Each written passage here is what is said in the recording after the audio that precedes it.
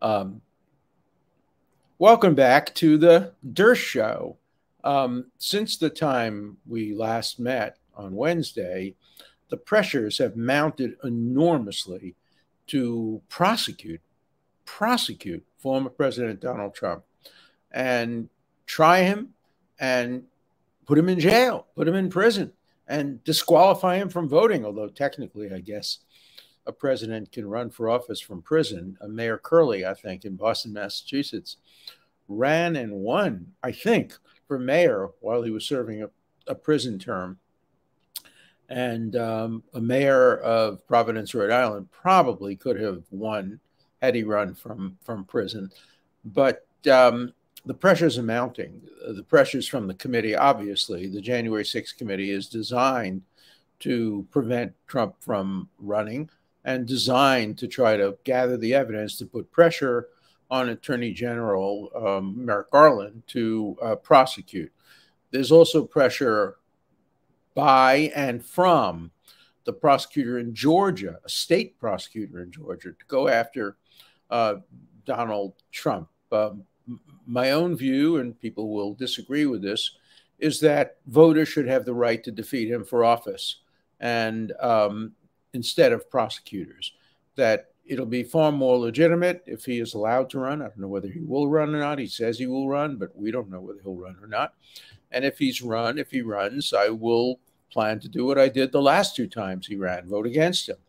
But I will defend his right not to be subject to selective political prosecution. And that's exactly what would happen if he were prosecuted.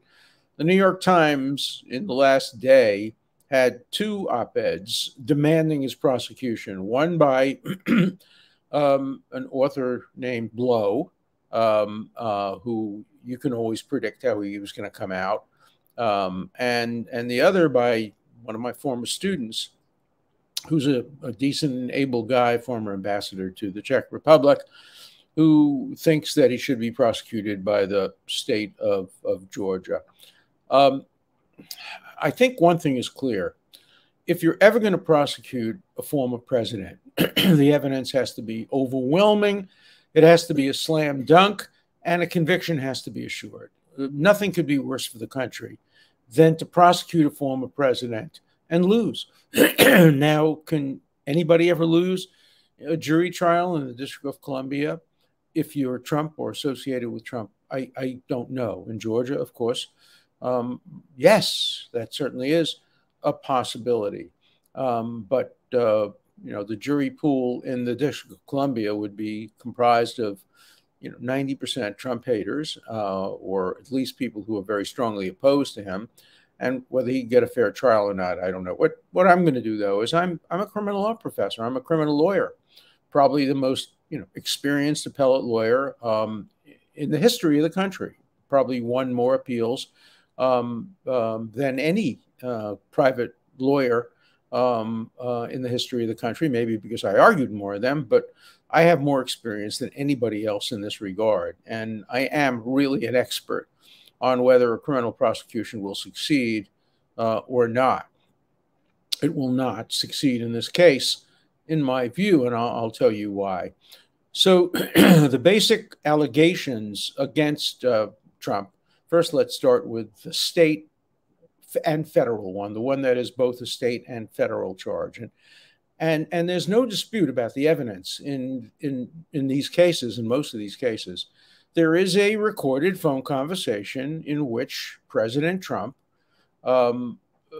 tells the state Secretary of State of Georgia, I don't have his exact words in front of me, but I want you to find 7,000 or so votes that would put us over the top.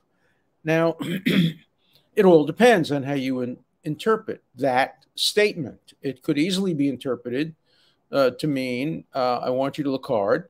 I want you to check every ballot. I want you to see if there are voters who voted who shouldn't have voted, or whether there are voters who should have voted but didn't vote. And I hope you will look so hard and leave no stone unturned, and you will uncover 7,000 votes that weren't registered for me, that is Trump when he says it, and that should have been registered. That's the most plausible reading the prosecutorial reading would be different. And that is, they would claim that Trump was directing the Secretary of State to create, to concoct, to manufacture 7,000 votes fraudulently. Now, you'd have to prove that beyond a reasonable doubt. There is simply no evidence to support that interpretation. And you can't just imagine an interpretation that way. The evidence has to be beyond a reasonable doubt. In fact, even the New York Times writers said to prosecute a president, it has to really be beyond any doubt. And there's grave doubt. In fact, I think the preponderance of the evidence favors the more plausible interpretation. Find me 7,000 votes, meaning look hard for them and find them, not create them. He didn't say create, concoct, manufacture 7,000 votes. He said find them. Find means they exist. And so I don't think there's any realistic chance that he could be successfully prosecuted for that statement. Excuse me. Nor is there any realistic chance, in my view, that he could be prosecuted for his January 6th speech. I think it was an ill-advised speech. I think it was a wrong speech. I think it was morally and politically inappropriate. But remember what the committee did, the January 6th committee. They cheated. They played excerpts from the speech over and over again. I think I'm correct. Correct me if I'm wrong. I think I'm correct. Never in all of their hearing days did they ever play the part of the speech in which President Trump said, I want you to go down to the Capitol and peacefully and patriotically protest. I'm particularly sensitive to this because CNN did that to me. They took out the words unlawful, illegal, corrupt motive, and then they said, Dershowitz said a president can do anything, even commit unlawful, illegal, corrupt motive crimes, having taken those three words out of what I said and having doctored the tape. So CNN did it. That they're just a private company. The House of the United States, the committee assigned by the House, did the same thing. They doctored a tape. They took key words out. And once you put those key words in, it's much, much harder to prosecute President Trump for what he said on January 6th. Now, the third and weakest claim is to prosecute President Trump for what he didn't say on January 6th. And my former colleague, Professor Lawrence Tribe, focuses on that. He says that President Trump can be prosecuted and successfully convicted on the charge of attempting to murder Vice President Pence. Well, Larry, go back to law school. You should have taken my course on criminal law. You're not a criminal lawyer. You don't know what you're talking about. The law of attempts in no jurisdiction in the United States and in no jurisdiction in any Western democracy would permit a prosecution of Donald Trump or anybody else, based on the evidence in this case, for attempting to murder the Vice President of the United States. Attempted murder has the highest level of intent, much higher than for murder itself. It's ironic. I won a case many years ago, a very famous case, where my client shot a dead man, thinking or not knowing whether he was alive or dead. And we won the case because it was clear that the level required for intent when nobody actually dies, you can't kill a dead man, obviously, is higher, significantly higher than it is for a completed crime. Because a completed crime, you can presume if a person killed somebody, he intended to kill him. But when the person doesn't kill him, to prove that he intended to do something that didn't happen is much harder. There isn't a ghost of a chance that a reasonable jury, properly instructed, could find that President Trump attempted to kill Vice President Pence. Well, what about conspiracy? You know, prosecutors love conspiracies, a RICO, all of those things that can stretch beyond any recognition. And it's shocking that people who claim to be civil libertarians like Tribe, like the people who wrote for the New York Times, are prepared to use such an incredible McCarthyite tactic of stretching the criminal law to fit the crime. Again, it's not only McCarthyism, it's Stalinism. It's Lavrentiy Beria telling Stalin, show me the man and I'll find you the crime. Yeah, you can stretch conspiracy beyond all recognition and apply it to anything. My dear friend Harvey Silverglate wrote a book a few years ago called 3 Felonies a Day, in which he proved conclusively that the criminal law can be stretched beyond any recognition. The name of the book is based on a game that prosecutors used to play. They would pick somebody out of the blue, basically, and say, find 3 felonies on them. 2 of them would always be conspiracy. So I don't believe for a moment that President Trump can be prosecuted successfully for any crime. And what I worry about so much is that liberals and Democrats and people who claim to be civil libertarians are prepared to weaponize the criminal law in this way. Look, Republicans are trying to do the same thing. They're trying to go after President Biden's son. Again, I don't know all the evidence there, but I don't like when you target people. When you say, and basically what some Republicans are saying is, let's go after Hunter Biden. We'll figure out what the crime is, but let's go after him. We'll discover something. It's wrong when the Republicans do it. It's wrong when the Democrats do it. You know, no wonder I don't have any friends. I alienate Democrats. I alienate Republicans. I think James Madison and Alexander Hamilton would like me, but they're not around. If you believe in the Constitution, then you don't want to see either the criminal law or impeachment law weaponized for political purposes. But today, very few people care about the Constitution. Very few people care about right and wrong. Very few people care about a principle. That's why I wrote my book. I wrote this book, The Price of Principle. By the way, my 50th book, and the New York Times had a wonderful ad the other day congratulating me for my 50th book. Starts with a quote from the president of Israel, Mazel Tov to Alan for his important 50th book. And then it quotes all the people who said nice things about me, including 3 presidents, Bill Clinton, Barack Obama, and George W. Bush. So if you happen to have the New York Times, flip to the back of the book review section, and I think you would enjoy reading this ad. Even better, go on Amazon and buy my book. I think you'll enjoy that too. By the way, you might have noticed that I don't have a tooth over here. The other day, it was as a result of a turtle bite. A turtle bite? How did you lose your tooth as a result of a turtle bite? Well, I bit into a chocolate turtle, and the chocolate turtle snapped my tooth off. It was a snapping turtle. So you'll have to pardon my look.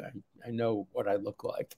And I hope by tomorrow I will be able to get a dentist appointment and look as handsome as I usually look. My wife thinks I'm still okay looking, but even she would, I think, like to see me improve my tooth. So that's my view. I do not think that President Trump, former President Trump, should or will be indicted and prosecuted, nor do I think he should be reelected or elected. I don't think so.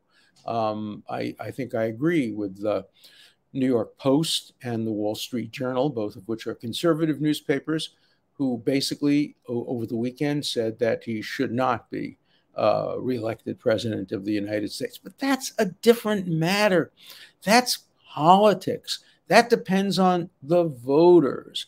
What's wrong is when Democrats try to get democratically elected or appointed prosecutors to selectively prosecute.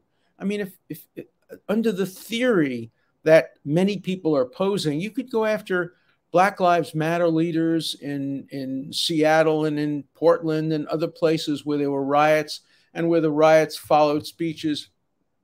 You could go after union leaders who made speeches over the years that were followed by violence. I defended a professor many, many years ago, Bruce Franklin, at Stanford University, who made a speech allegedly advocating taking over the computation center and trashing it. The students then took over the computation center and trashed it. And the question, of course, in that case was whether or not he either advocated or incited. And the law is different. You can advocate. You can say, I think it would be a good idea for the United States government to be overthrown and a communist government replace it. You can say that, but you can't incite a crowd. If President Trump was standing outside of the Capitol building, which he wanted to do, and there's conflicting evidence of whether he stopped the car and wanted to grab the steering wheel, but if he had actually stood in front of the Capitol and had screamed and yelled at the people who were right near the entrance and said, "Go in, go in, go in, go in," that would be incitement. And I think he could be prosecuted for that. But making a speech a mile away and ending it with, "I want you to go there and protest peacefully and patriotically," that's protected by the First Amendment. And I have a message for Professor Tribe, for Charles Blow, and for the others. The First Amendment trumps. Bad pun. First Amendment trumps the criminal law, especially when the criminal law is stretched beyond all recognition. What would it do to the country if President Trump were to be indicted? It would divide the country even more than it is currently divided. Sometimes it's hard to believe that it could be divided anymore, but it could be. If you have a former president of the United States on trial, that would divide the country. President Ford understood that. He was a profile in courage. He knew, I spoke to him about this a few years later. He knew that by pardoning Richard Nixon, he would be giving up his chances of being elected president of the United States in the next election. He knew that. And he pardoned him in the interest of the country. He didn't like him. He didn't think what he did was right, but he pardoned him in the interest of uniting the country, of keeping it together. And he appointed a great Attorney General, Edward Levy, to kind of clean up the Justice Department and rid it of political considerations. And that picture of Edward Levy sits right on top of where Merrick Garland sits in the Justice Department. And I sure hope Edward Levy is looking down at him and saying, "Merrick, do what President Ford did. Do what I did when I was Attorney General. Do not prosecute a former president." Look, if a former president committed a clear crime, one that's unambiguous, if they had a videotape of him taking money or giving money, that would be a very different matter. And there has been one vice president who could easily have been convicted of a serious crime while he was vice president of the United States. How many of you know that when Aaron Burr shot Alexander Hamilton in a duel, he was the vice president of the United States? He was an incumbent vice president. But Hamilton and Burr crossed the Hudson River and went to New Jersey to have the duel, because although it was illegal in New Jersey didn't prosecute duelers from New York. Had the duel taken place now where Central Park is, or someplace around there, which was the country in those days, this was the woods, there might very well have been a prosecution. Probably couldn't have been a federal prosecution, because I don't know that there was on the books then a statute that would have, and remember, Hamilton was not an office holder. He had resigned from Secretary of Treasury. So he was an ordinary citizen. When he was killed, and you might say he consented to being killed by the duel, but that wasn't the law. The law outlawed dueling and had a special penalty for people who killed another in a duel. I'm not even sure the penalty was different for the, let's assume the duel had resulted only in a wounding. I think both people probably could have been prosecuted, but they weren't. And Burr ultimately was prosecuted for treason and acquitted unanimously by a jury, which rendered a special verdict. They didn't find him not guilty. They found it not proven. And he complained and tried to get the verdict changed to not guilty. And the judge, an obscure jurist named John Marshall, who became the Chief Justice of the United States, who was the Chief Justice of the United States when he presided over the trial of the treason trial, refused to change the verdict. And so he went to his death, not having been found not guilty, but only having been found not proven. But the point is, the criminal law should not be stretched and should not be selectively applied politically. And it shouldn't be used to prevent somebody from running for office.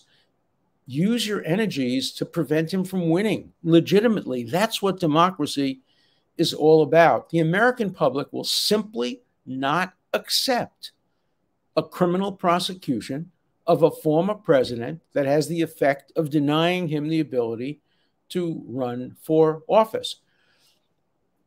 Now, Congress, under the 14th Amendment, 13th, 14th, 15th Amendments, those post-Civil War amendments, they do have the power. We don't know what it means, but they have the power to disqualify a person from holding office by finding him guilty of insurrection.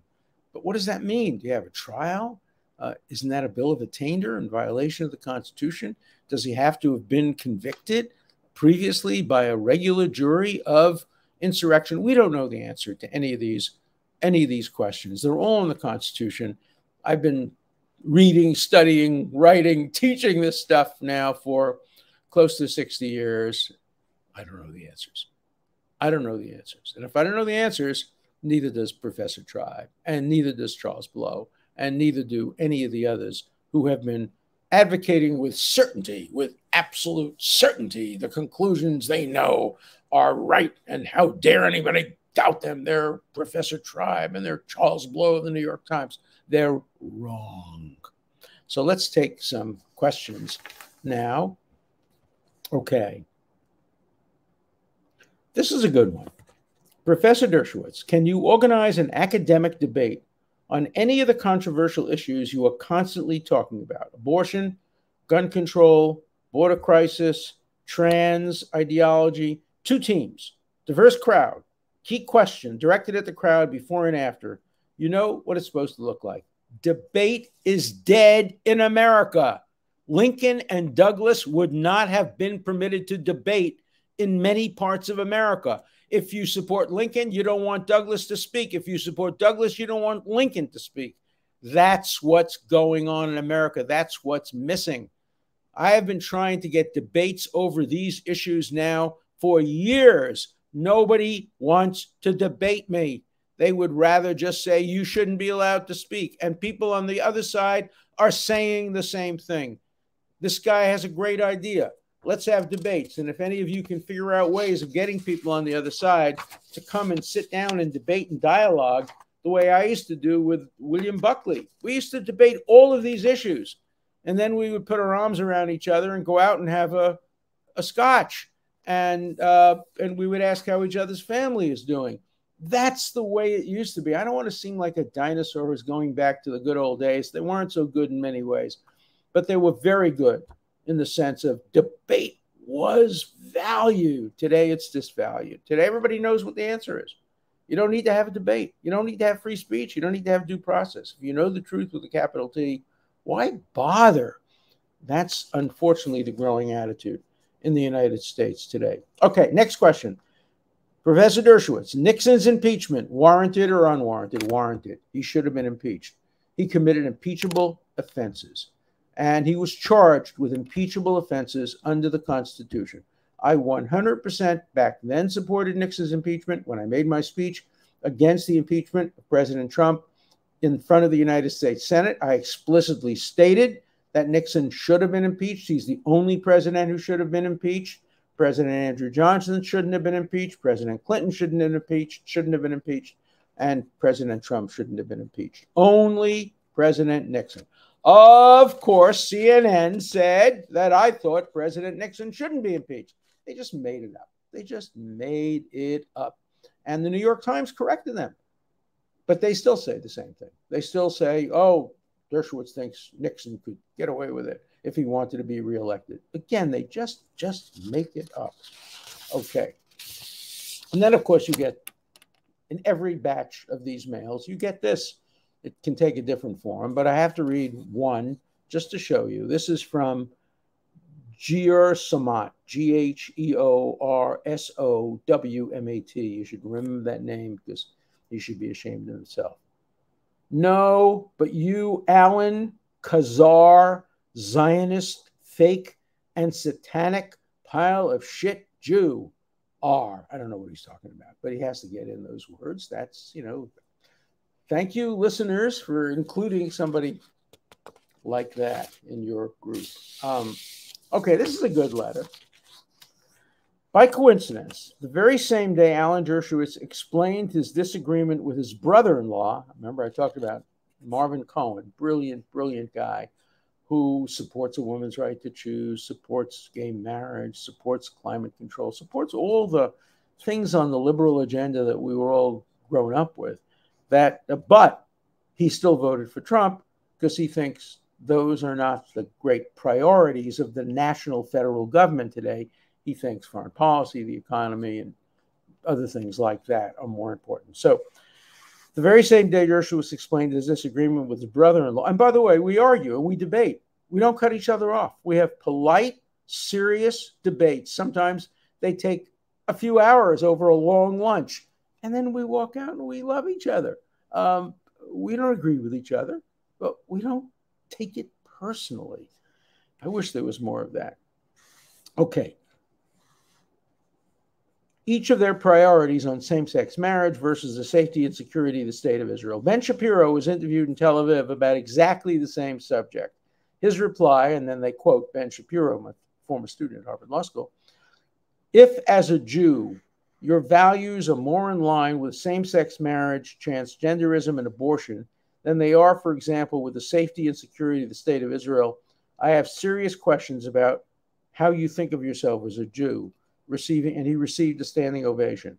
I am a great fan of Professor Dershowitz and most of the time agree with his opinions. In this specific case, I fully support Ben Shapiro's and Professor Dershowitz's brother-in-law's opinion. Well, look, I'm an American. When I vote in an election, I vote for what's best for America. I think that support for Israel is best for America. I could never vote for a candidate who is anti-Israel. I'll tell you right now, if Bernie Sanders gets the nomination on the Democratic Party, I will not vote for him. I will not vote for AOC ever in my life, or any of the other people on the Democratic fringe who are extremist anti-Semites and anti-Israel. I will not do it. Yeah, Bernie Sanders is an anti-Semite. He's a Jew, but he's an anti-Semite. He applies a double standard to the nation state of the Jewish people because it's the nation state of the Jewish people. That to me is anti-Semitism. Sorry, Bernie, you're not getting my vote. But I care deeply about these other issues, about a woman's right to choose. I care deeply about gay rights. I care deeply about climate control. I care deeply about gun control. So I'm going to vote for the person who best achieves the appropriate balance. But I would never vote for, I'll tell you several candidates I would never vote for. I would never vote for a candidate who doesn't believe in a woman's right to choose. Wouldn't do it. Just wouldn't do it. And I wouldn't vote for a candidate who didn't believe in Israel's right to exist and to defend itself. I wouldn't do it. I've never yet had to stay home, and I hope I never had to stay home. But I couldn't vote for a candidate who supported either of those points of view. And so, I disagree with my wonderful brother-in-law, and I disagree with Tommy, who wrote this letter. And I think in the end, I disagree with Ben Shapiro. But I don't disagree dramatically. I don't disagree in a cancellation way. I just think that I have a different balance about these issues and would come out somewhat differently. Okay, next. I don't agree with a lot of your views, but the great thing about the United States is I listen to you because I want to know what other people think, understand where they are coming from, what they believe in. It's not about what's right. It's about understanding other people. What my moral values, what I stand for is not going to be the same as everyone, just like a favorite color, food, fashion, or music.